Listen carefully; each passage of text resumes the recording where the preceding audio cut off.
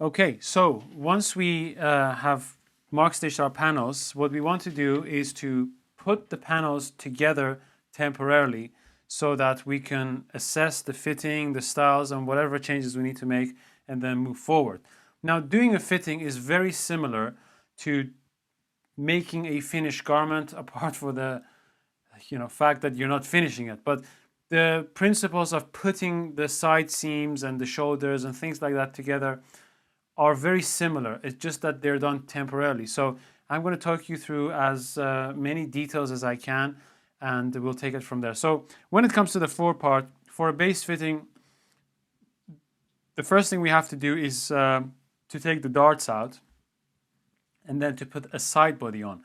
If you don't have a side body, then it's just a case of doing the darts. So what type of dart you put in there is, of course, going to dictate how you're going to approach this. If you have a dart that just starts from the top, 0, goes into, let's say, 3/8 either side, and then to 0 again, you can just machine that dart. Although I don't think that dart is correct for making a men's jacket for reasons that I've explained. But if you have a dart that starts, let's say, from 0 and then goes to like whatever, 3/8 either side or less or more, and then ends in a cut here and also runs all the way down, what you have to do is to make a cut, because running this width all the way down is going to create a pleat. If you just close that, you're going to just get that pleat. So you will have to make a cut here so that this can actually move inwards and sit there flat while you've taken the dart out. However, during the fittings, the pocket position may change, the dart position may change. So what you have to do is baste the dart and create a pleat, which I'm going to show you in a second, to get rid of all the excess that you otherwise are going to get and fit the jacket like that. So let's start with the darts. Okay, simple. So I have the right side up of both of them, and I place them so that the side seams are facing each other. So this is the correct side now. Then what I will do is I will fold the garment in half, and as you can see, the center of the dart is mark stitch. I will crease this jacket along the center of the dart and make sure that you smooth this out and just run your iron lightly over this crease. Don't press it with moisture or whatever, because maybe you want to change the dart, but you can still get a clean result without having to do all of this steaming, because this is linen as well. If this was real linen for like a customer, you don't want to crease things too much. So then we do the same on the other one, and now we have the center of our darts facing each other. This is important to do like this because you want your darts to be symmetrical.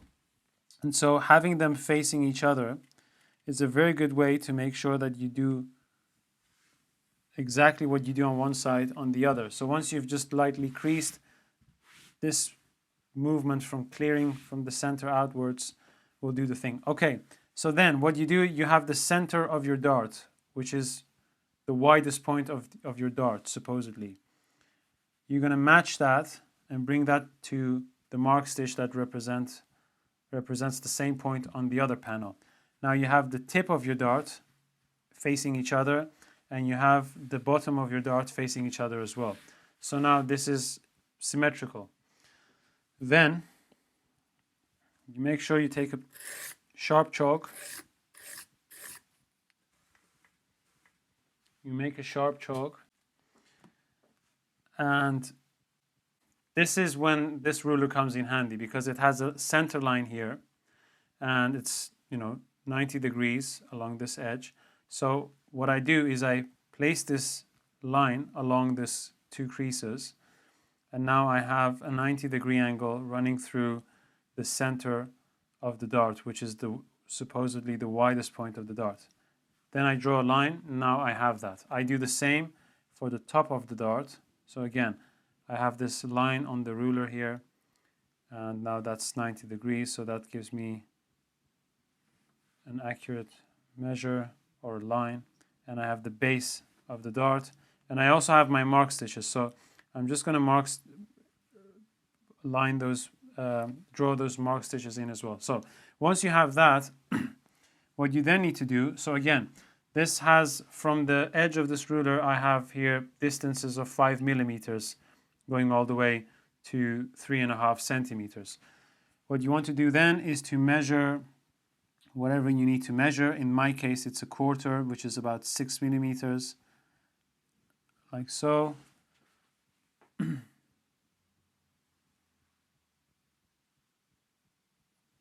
like so. So now they're the same. And then again, start from 0 at the top, and start from 0 at the top.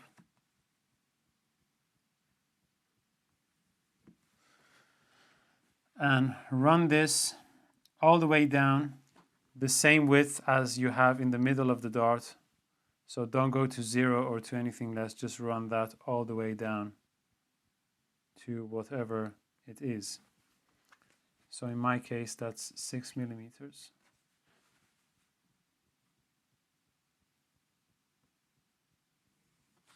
Like so.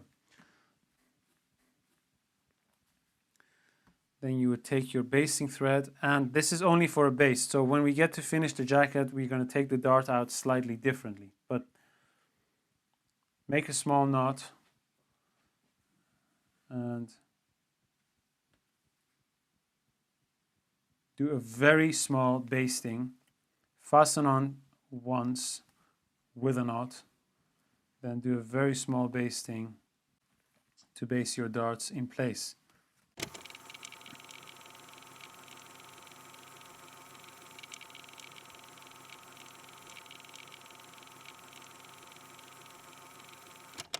And finish off exactly on this line that you have, or any other line that you may have, if you have this type of dart. So that's for this one. Now as for the other one, instead of holding it like that and trying to sew it like that, always try to hold whatever you have in your hand in this position, because this way you can hold things and sew things, unless you have too much excess fabric on this side. So you don't want to be crushing anything, but in that case you have to maybe start from the bottom up. But as much as you can, try to hold things in this direction. So as for me, since I want to start from the top and move my way to the bottom, what I would do is just use my other hand. So I have a knot there.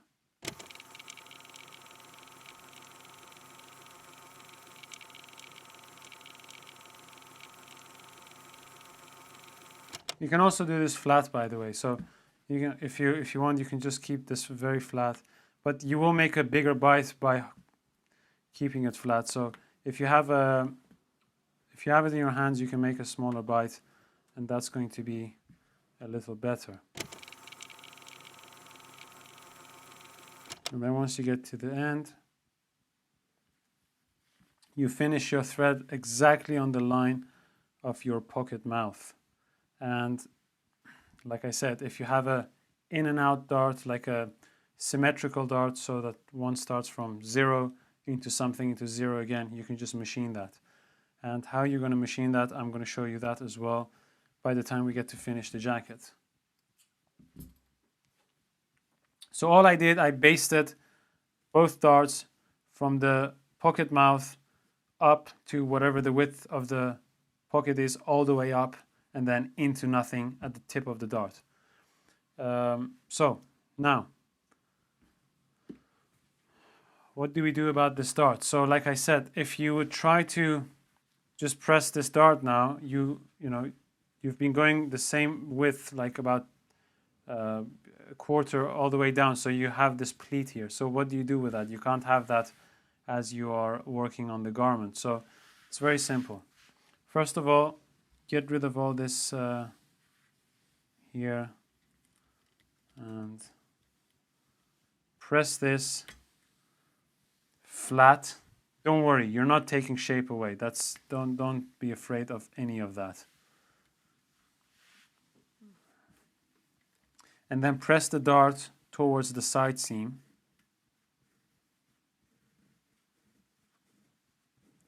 Until you reach the middle. However, don't move your iron into the waist. If you are pressing anything, just stop at the waist level and allow everything to kind of like fall into the suppression area if it has to. So once you get to here, you press this out of your way as well.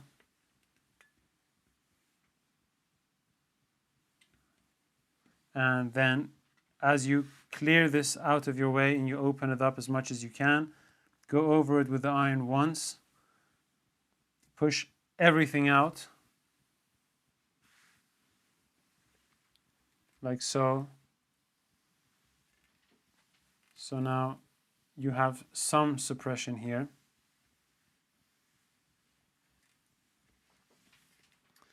And then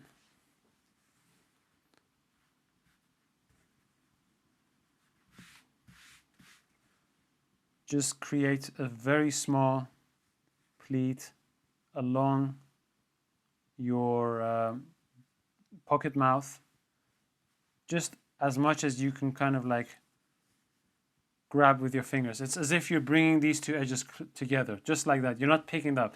As this is flat, flat, flat, just bring these together and allow them to come to a point. And since you have the wrong side up, what you have to do is to press this upwards. It's because on the other side, it's going to be pressed downwards. And so if you wear the jacket or the customer wears the jacket and they move their hands up and down, they're not going to push it down constantly. So just make sure you can create a small pleat here and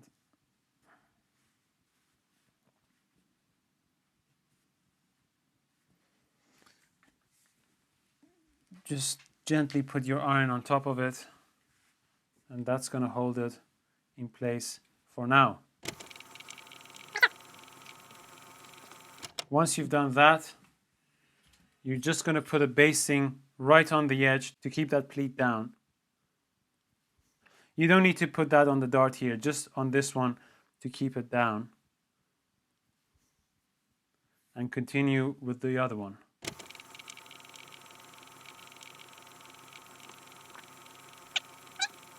We have our forepart. This pleat is, once the jacket is finished, all of this is going to go out of the way. But, don't try to completely crush this because there is no point in doing that. You're going to have to take this out eventually. But if you are certain, like you have already made a pattern before, you have already done fittings, and this is like a second jacket, you can immediately go and cut this through and take the dart out. But if it's your first fitting or something, this is how you would kind of like go through it. Now, once I've done that, this can come over here. I'm going to do the same on the right side and continue. Now, when you want to press your dart, if you take this line of the dart and go all the way through, hold that point and hold the other point and just move it as you pull it, and then pull the front and gradually go from here forwards, and make sure that the front edge area is clear like this. So if it's like that, just pick it up, lay it there, grab both ends of the dart, 1, 2, 3, and then clear, okay? Once you've done that, you know that that's more or less how it's also going to hang, because gravity does the same. It pulls from one end to the other. So then pull this away so that it flattens the dart, and bring your iron over it until you get to the end. Then use both of your hands just to get that end of the dart like this. Like I said, don't worry about this being on the iron, you know, underneath the iron. You're not losing any shape. As flat as this looks, once you canvas, then you have all of that exactly where it should be. Of course, unless you're making like a lady's jacket, then you have a lot of shape. In fact, if you have like a princess seam here, or a, you know, patrol seam as they call it, then you will have a lot of shape. And so then you have to just press exactly as we press the shoulder of that canvas of ours. That's how you have to deal with it. Just, you know, go around it and away from it. So push everything to the side. Just make sure that it's all healthy. Now, I actually hate saying that. It looks healthy. Such a bizarre thing to say. What do you mean it looks healthy? So, then exactly the same thing. It's as if you're bringing your fingers together as you've pressed it, so that you can just pinch this and create a very small pleat temporarily, so that we can then go through the basting and then later on take it out and actually make a cut in that area. One of the reasons why a lot of tailors prefer just to do that in and out dart, and then the symmetrical dart, which just goes like in, out, in, is because they don't have to go through this hassle. And sometimes, you know,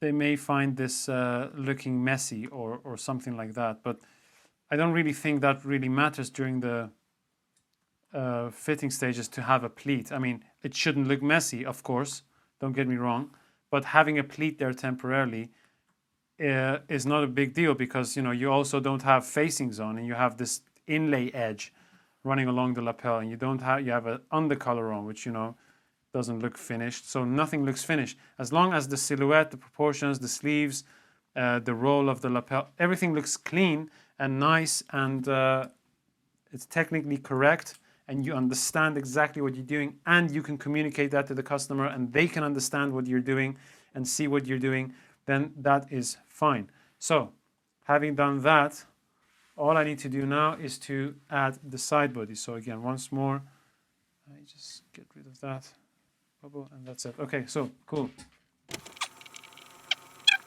You put the right side to the right side, but before you do that, you have to prepare the forepart. So once again, take both ends of the dart, move it around, make sure the front edge is clear. We're going to do this a lot, especially during canvassing. Then move this all the way to the side, and then you have some suppression here. What you need to do with that is to bring that to the middle. Now you can see that that shape is not lost, what I just mentioned. And make sure that this area from the top to the bottom is flat.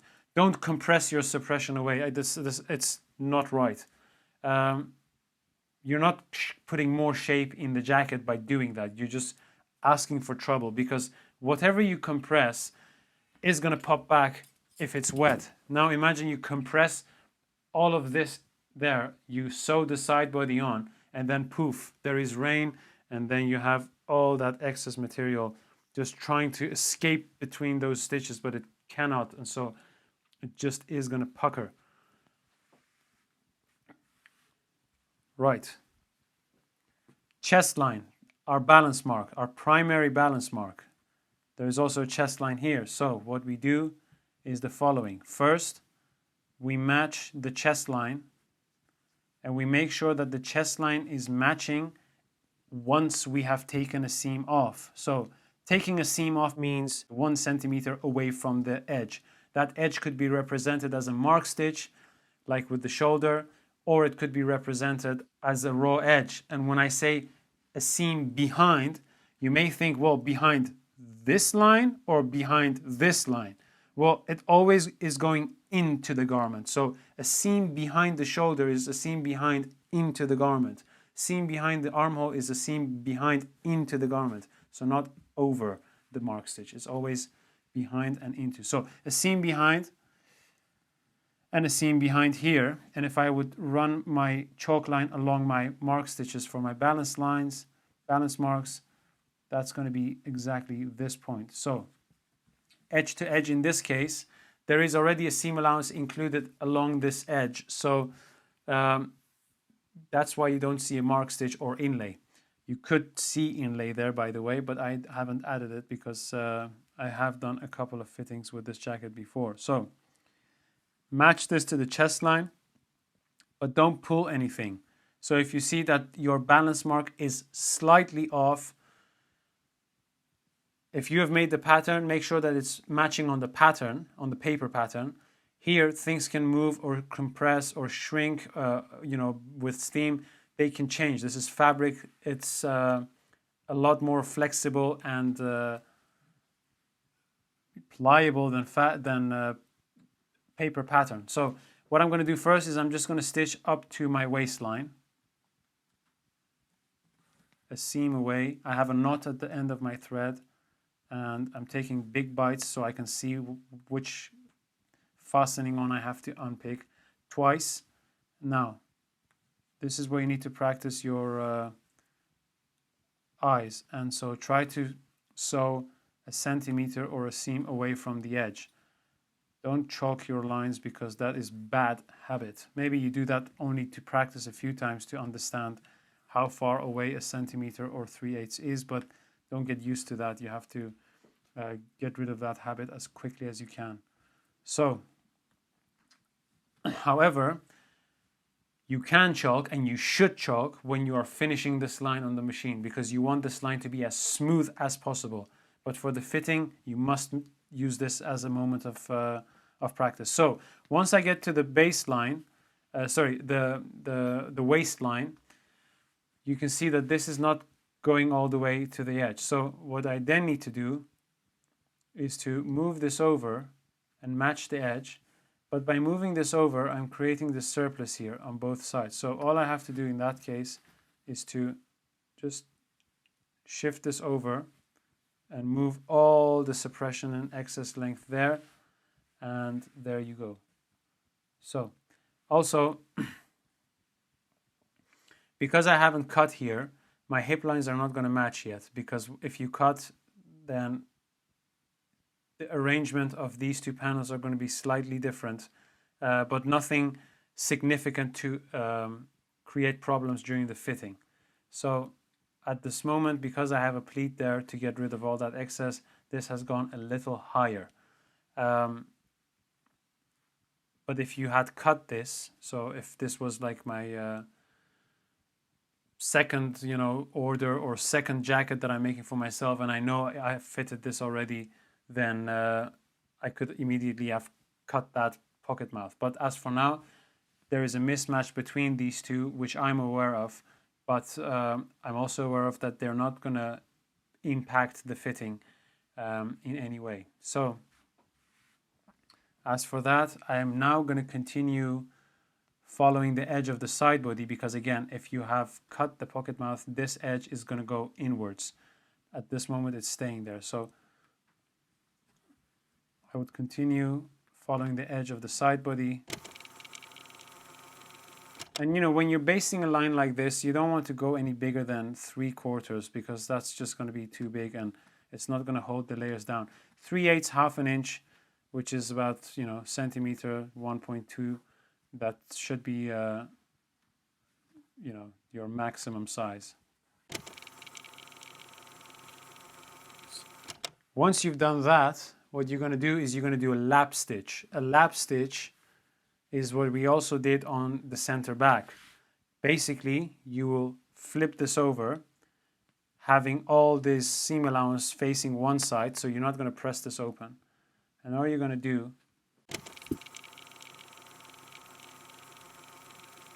is do a stitch on top of your edge, just an eighth away from your edge, to hold everything down and to strengthen that basting line that you did initially a little bit more, because after all, it's just basting.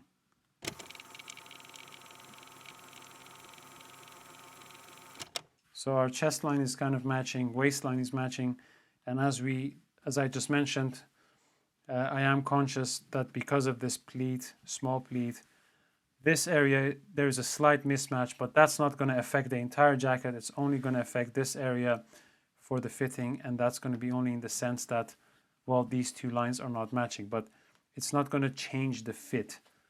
If it was going to change the fit, I would never use this approach to fit anything, because you want to be as accurate as you can during your fittings. And well, if I had to be very accurate, I would have cut this now at this point, but then that would mean I wouldn't be able to change my pocket position. And I want to show you how you would deal with this dart if you wanted to baste it and also be able to change your pocket position, because that's very important. You don't want to compromise or, put yourself in a situation where you can't go back to what you originally had. Right, so now that that's done, I'm just gonna put the iron on top of this seam. Same thing here. Pull both ends of dart, flatten front, move everything to the side. Don't pull too much to distort your grain there.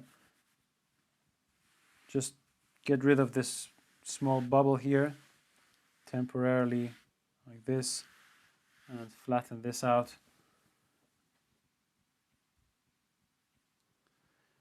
Seam off, mark the chalk line, mark the balance line with chalk, match your balance lines on the point that is a seam away from the edge.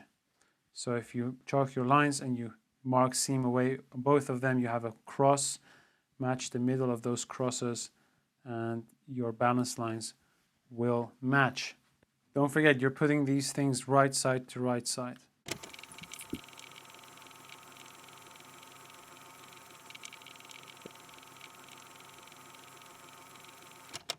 So once we get to the waist, get the waist flat, move all the surplus to the front, and make sure your side body is matching the edge, and continue.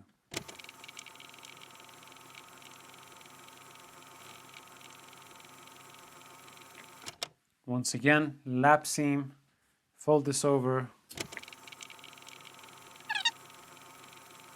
and do a basting very close to the edge of your seam. Flip everything over, move all the shape to the side. Just like the other one, we are aware that these two mismatch by about 3/8 because this pleat is now here. Once that pleat goes away, those two will match. But as for now, this is not going to have an effect on our fitting. And that's it.